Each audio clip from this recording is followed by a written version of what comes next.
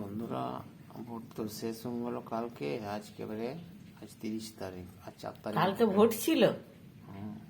কোথায় ভোট ছিল? কলকাতা সাইডে। সেটাই বলো। আজ 30 তারিখ, ভোট কালকে পেয়ে গেছে। এবারে রেজাল্টের অপেক্ষায় থাকছে মানুষ। এখন কে জিতবে? এখন কেউ বলছে বিজেপি জিতবে, কেউ বলছে সিপিএম তো জিতবে না, তো বিজেপি জিতবে। তখন এখন অ্যাকচুয়াল কে জিতবে কখন বলা মুশকিল। 4 তারিখেই সব জানা যাবে কে জিতবে।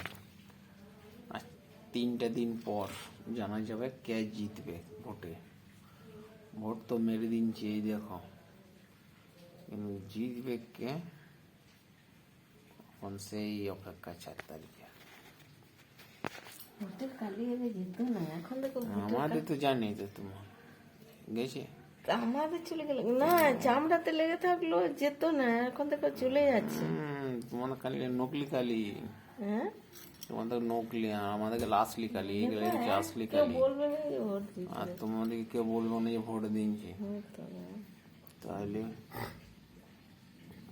বাংলাদেশ পাঠান দেবে বিজেপি সরকার। কিছুদিন পর আসবে, সব বাংলাদেশ পাঠান দেবে। এর ভোটও দেয় নেই, ভোটার কাগজ ফাগজ কিছু নেই।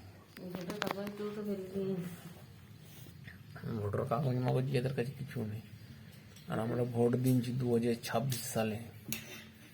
আমাদের কোনো রকমের নাই যে কাছে একটুকু চাইবে যেন সিপিএম কিছু সিট পায়। জিতার আশা করছি সিপিএম যেন সিট পায়। সিপিএম যদি জিতে যায়, সিট যদি পেয়ে যায়, বেশি 10টা মতনও পাক, বাস। তো বন্ধুরা, ভিডিওটা ভালো লেগে থাকলে লাইক কমেন্ট শেয়ার করবে তোমরা।